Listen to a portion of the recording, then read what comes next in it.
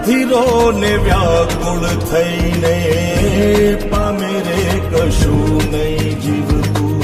અધીરો ને વ્યાકુળ થઈને